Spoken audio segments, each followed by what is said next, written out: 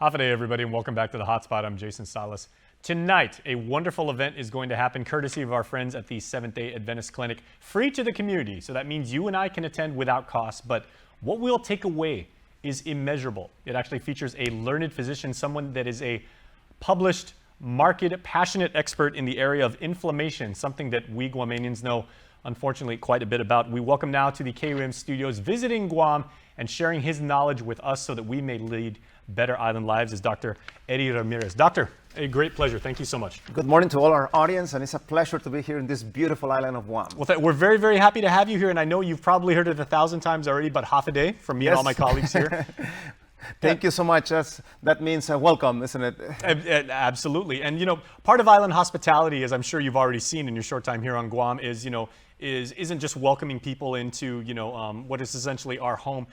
It's also sharing food, and a lot of what we do there leads to our pretty much well-established problems with inflammation. So let's set up this discussion and say, what have you learned so far, like about Guam and the problems that we continue to deal with when it comes to afflictions featuring inflammation?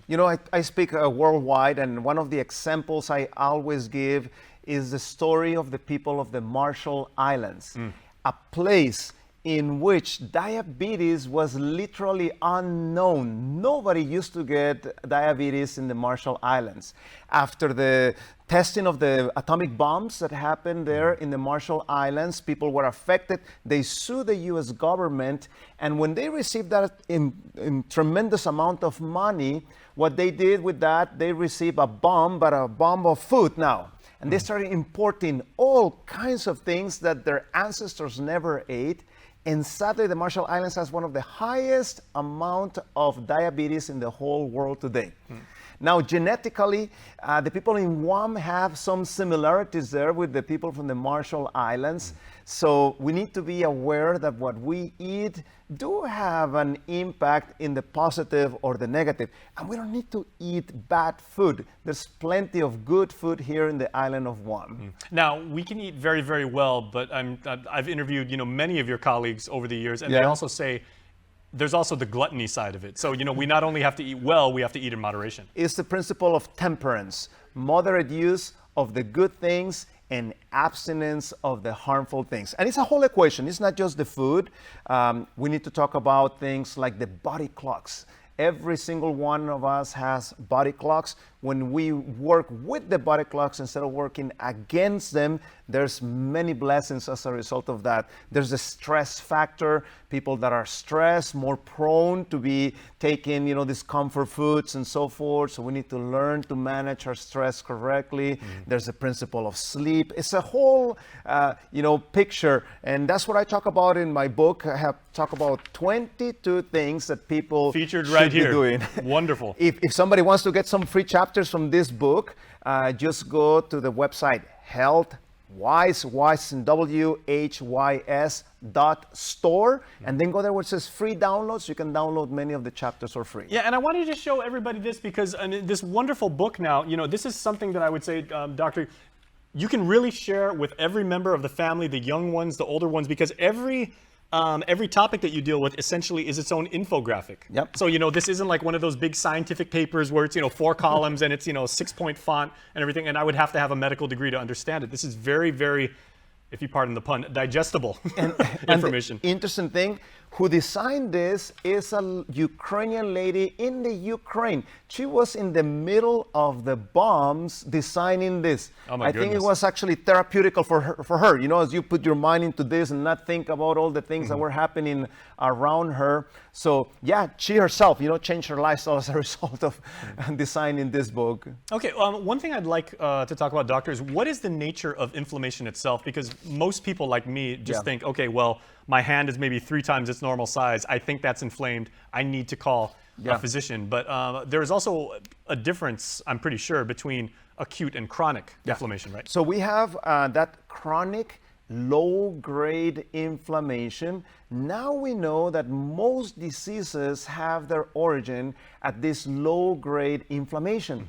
So if we can be aware where this is coming from and what things I can do to decrease inflammation, I'm going to increase my energy levels, I'm going to have a better sleep, I'm going to improve my mental health, and I'm gonna avoid most of the common killers of WAM. 9 out of 10 causes of death in WAM are directly related to this low-grade chronic type of inflammation. So I would just dare I assume, so that's probably hypertension, diabetes, of course. Gout is also something, doctor, that everybody on Guam knows somebody that's got gout. And I mean, it's such literally a hobbling disease, but you always see people like their feet, their ankles, very, very swollen, their knees. I'm gonna give you a tip for those people that are struggling with gout. Yes, please. You're everybody's best friend right now by saying that.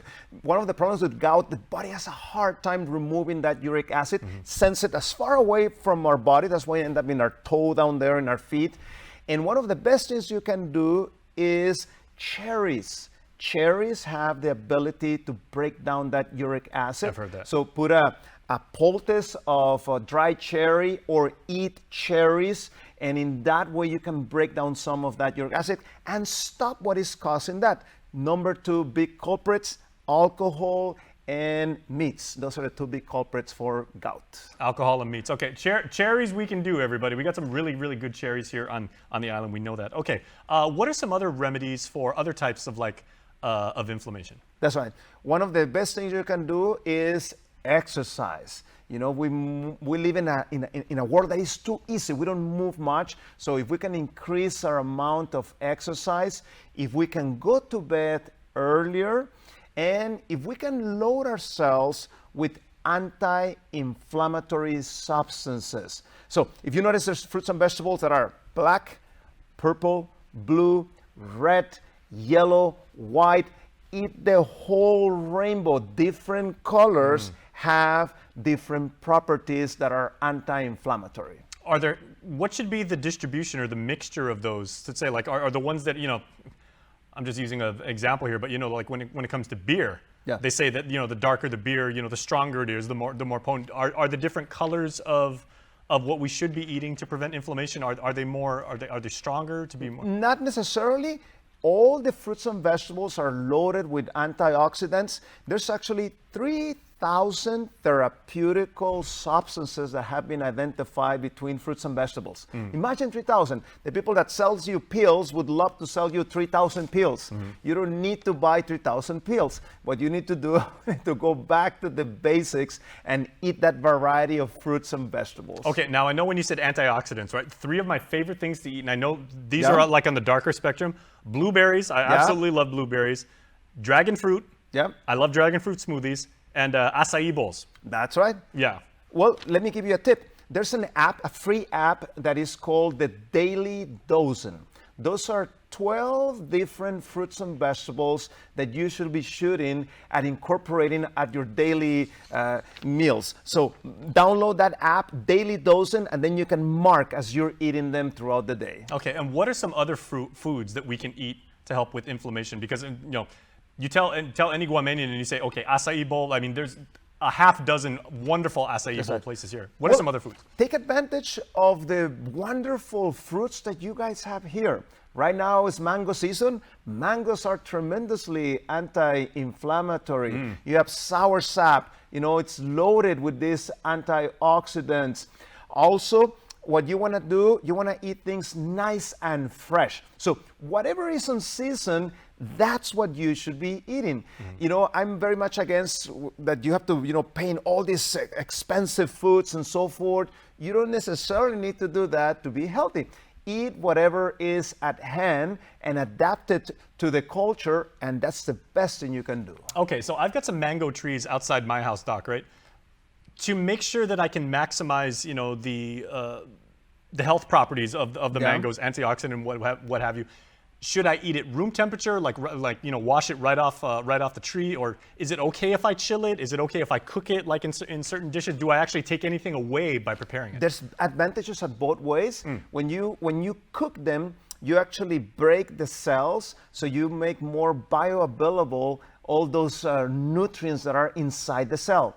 But when you eat it fresh, usually that's when you have the best flavor, that's what you enjoy. So eat it both ways, and that way you get the both benefits. Okay, I want to ask about ibuprofen, because I know there's a little myth here. Yes. If you actually take ibuprofen for pain, right? If you take that, is that bad over time if you take it for an extensive period of time to try and like reduce inflammation? There's a study just came out. You can go to my Twitter if you want to go and see it. Eddie RDMD. Literally, I just put that 2-3 days ago. He's a wonderful physician, and he's a great marketer also, ladies and gentlemen. That show that taking pain medication chronically actually makes the pain chronic. So you actually extend the pain by taking pain meds. So if we rather focus at the root cause of the inflammation, we can actually decrease the pain. You know, I have 28 years that I've worked in lifestyle centers, these places where you come and stay with us for 2-3 weeks. And it's amazing what happened. The person tells me, doctor, I have this pain. It just went away. I didn't take any medication or anything, but as you lose the weight, as you eat the antioxidant-rich foods, as you start doing the exercise, all these things have therapeutic value, and you start getting better. That's why I love what I do. How about maybe the strongest muscle in the human body, right? The brain. What type of mindset should somebody have to be in? I mean, obviously with education, Yeah.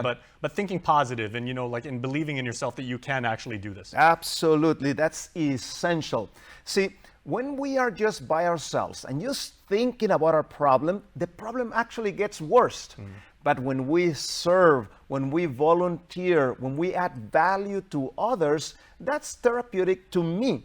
And you touch on a very important topic that I talk with every single one of my patients, and that is control of your thoughts. We have the ability to control our thinking. If our thinking is starting to go on the negative side, stop it and change the channel, put something positive. It makes a big difference how you feel. If you're going to change your channel, watch me.